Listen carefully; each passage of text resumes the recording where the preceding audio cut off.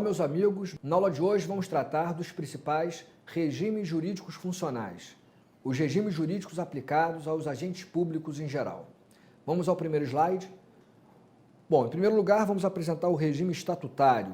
Esse regime jurídico envolve as normas que regem os servidores públicos estatutários, ocupantes de cargos públicos efetivos. Suas características principais são pluralidade normativa, vínculo legal e competência para processo de julgamento dos servidores estatutários, que ocupam cargos efetivos, justiça federal, se forem estatutários federais, justiça estadual para estatutários estaduais e municipais. Aqui nós falamos, então, do regime estatutário aplicado àquele que ocupa um cargo efetivo. Esse que ocupa cargo efetivo presta concurso público e, ao ocupar o cargo, passado lá um determinado prazo, cumpridos determinados requisitos, ele vai ganhar uma garantia, vai ter uma garantia de permanência naquela administração, naquele serviço. Em regra, falamos aqui em estabilidade, quando o servidor estatutário, após 3 anos de efetivo exercício, é bem avaliado por uma comissão de desempenho, ele vai então ganhar a estabilidade e não perderá seu cargo livremente, só poderá perder seu cargo nas hipóteses constitucionais. Lembrando ainda que existem os cargos vitalícios em que determinados agentes, geralmente após 2 anos de estágio de vitaliciamento, recebem a vitaliciedade e só podem perder o cargo por decisão judicial transitada e julgado, tal como ocorre com magistrados, promotores e também membros dos tribunais de contas. Bom, em relação ao servidor estatutário, existe uma pluralidade normativa, como eu disse, cada ente federado pode legislar sobre seus servidores estatutários. Em âmbito federal, nós temos a Lei Federal 8.112/90, a famosa lei, para aqueles que estão estudando para concurso público.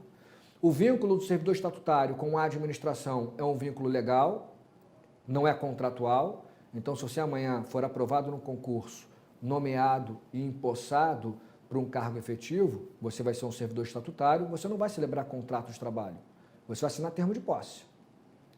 E a competência para processar e julgar as ações envolvendo esses servidores é da Justiça Comum. Se os servidores forem federais, Justiça Federal; para os demais servidores estaduais e municipais estatutários, Justiça Estadual. O segundo regime é o regime seletista, aqui no slide. O regime seletista é o regime próprio dos agentes públicos que ocupam empregos. Aqui você já não fala mais em cargos, tecnicamente.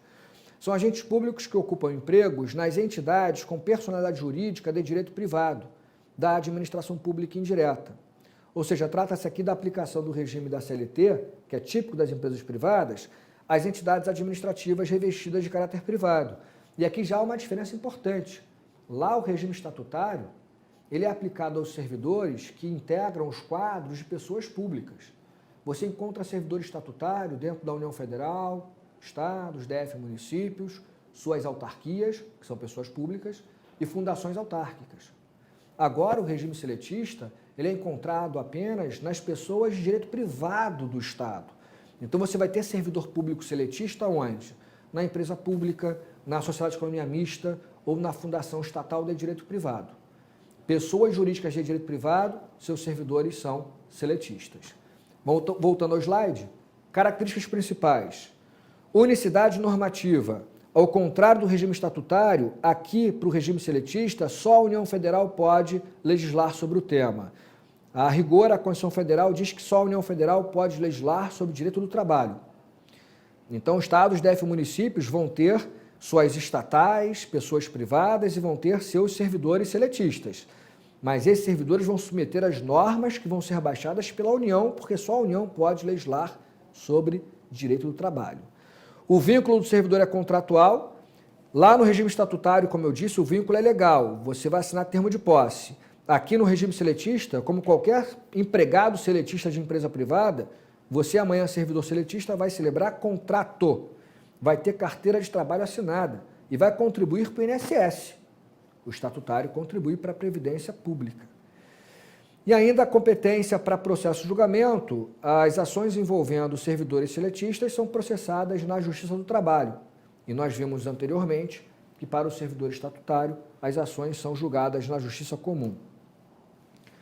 Lembrando só aqui que há uma nuance, né? Um regime do emprego público que tem esse nome dado pela Lei 9962/2000. Então, a Lei 9962/2000 criou esse regime chamado de emprego público, que é constituído pelas normas previstas na própria Lei 9962 e também pela aplicação da CLT e da legislação correlata. Esse regime do emprego público basicamente determina a aplicação do regime seletista a esses empregados públicos federais, integrantes de entidades públicas, com a ressalva de que serão observadas as normas previstas na própria lei. Essa lei tem caráter federal e não nacional, se aplica só à União Federal, às administrações direta e indireta federais. O servidor, chamado de empregado público nesse caso, tem contrato por prazo determinado, ele vai ser aprovado mediante concurso. Só um detalhe, se parece com o regime seletista, mas não se confunde. O regime seletista, nós vimos, é o regime aplicável aos servidores das pessoas jurídicas de direito privado da administração pública. Empresa pública, sociedade de economia mista, fundação estatal de direito privado, tem empregados seletistas. Esse regime agora do emprego público, ele foi criado pela Lei 9962/2000 para as pessoas públicas federais, União Federal, autarquias federais e fundações autárquicas federais. Vamos ver no final, a razão disso é porque na época havia terminado a obrigatoriedade do regime jurídico único de pessoal. Então a União Federal não precisava mais ter apenas o regime estatutário para os servidores das pessoas públicas federais. Então, se não havia mais a obrigatoriedade de um regime uniforme, único, a União Federal se sentiu à vontade, em 2000, para trazer essa Lei 9962 e fixar, dentro das mesmas pessoas públicas federais, o regime estatutário, que já valia até então, e ao lado dele agora, esse tal regime do emprego público, que não passa basicamente do regime seletista, com algumas regrinhas da própria Lei 9962, regime aplicável a esses empregados públicos, entre aspas, que integram os quadros de pessoas públicas federais. Então, enquanto o regime seletista se aplica às pessoas privadas, às pessoas jurídicas de direito privado em geral, o regime do emprego público se aplica aos servidores das pessoas públicas federais na forma da Lei 9962/2000. E para fechar, nós temos ainda o regime temporário, que é um outro tipo de regime jurídico, está aqui no slide para vocês, a gente chama de regime especial ou temporário, ele é aplicado aos agentes públicos que são contratados por prazo determinado, tem previsão específica no artigo 37, inciso 9º da Constituição. Esses agentes temporários assinam contrato por prazo determinado, não ocupam formalmente cargos ou empregos públicos, portanto, não se exige previamente a realização de concurso público. O que se exige aqui, isso aparece na Lei 8745/93, em âmbito federal, o que se exige aqui é a realização de processo seletivo, mas não concurso público formal. E aí sim, finalizando o nosso encontro, vamos ver algumas características desse regime especial e a evolução histórica, bem rapidamente, do regime jurídico único. Vamos aqui para os slides finais. Bom, ainda em relação ao regime temporário, aquele agente que tem contrato por prazo determinado, requisitos para a contratação temporária. Tem que haver uma lei regulamentadora, prevendo os casos de contratação temporária. O contrato, como a gente já viu, tem que ser por prazo determinado. A necessidade tem que ser temporária e o interesse público excepcional. Todos os entes federados podem legislar sobre contrato temporário, sobre servidor temporário. Em âmbito federal, você tem a Lei 8745/93. Cada estado e cada município vai trazer sua norma. O vínculo é contratual, tem contrato, como a gente já viu, por prazo determinado. E quem vai julgar esses servidores temporários? O tema é polêmico, mas o STF bateu o martelo e disse que, em princípio, quem julga esses servidores temporários é a Justiça Comum. Se forem temporários federais, Justiça Federal. Temporários estaduais e municipais, Justiça Estadual. E aí sim, o último slide, regime jurídico único. Nós vimos até agora o regime estatutário, o regime seletista, o regime do emprego público e o regime especial temporário. O que seria o tal RJU? Para a maioria da doutrina e para a jurisprudência do STF e STJ, o regime jurídico único é o regime estatutário, que deve ser aplicado às pessoas públicas em geral. Então, em âmbito federal, em âmbito estadual, distrital e municipal, as pessoas públicas teriam um único regime.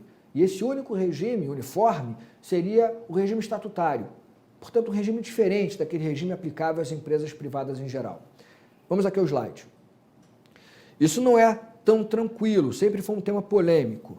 E para entender essa questão e fechar a nossa aula, nós tivemos 3 momentos na evolução histórica desse chamado regime jurídico único, ou RJU. O primeiro momento foi com a promulgação da própria Constituição de 88. A Constituição de 88, quando foi promulgada, na sua redação original, no artigo 39, a Constituição pediu a criação de um regime jurídico único. E aí houve uma polêmica doutrinária. Que regime único é esse? Alguns disseram, desde que seja único, pode ser o regime estatutário ou seletista, desde que seja único. A maioria disse, no entanto, que esse regime único tinha que ser o regime estatutário, diferente do regime privado seletista, porque o servidor público, ele eventualmente vai exercer atividades típicas de Estado, tem que ter garantias e responsabilidades diferenciadas. Então prevaleceu à época que o regime jurídico único seria o regime estatutário. Em âmbito federal, 2 anos depois da promulgação da Constituição de 88, veio a Lei 8.112/90 e trouxe o regime estatutário como regime jurídico único em âmbito federal. Bom, segundo momento histórico, 10 anos depois da promulgação da Constituição, portanto em 98, veio a emenda 19, estabelecendo a reforma administrativa. Foram alteradas várias normas constitucionais que tratam da administração pública. Dentre elas, foi alterada a redação do artigo 39 da Constituição. O artigo 39, que pedia a criação do regime jurídico único, foi alterado, e agora, com a nova redação, não se falava mais em criação de um regime jurídico único. Ou seja, a Constituição Federal apagou a expressão regime único do artigo 39, a emenda 19 apagou a expressão regime único do artigo 39 da Constituição. Acabou a obrigatoriedade do regime jurídico único.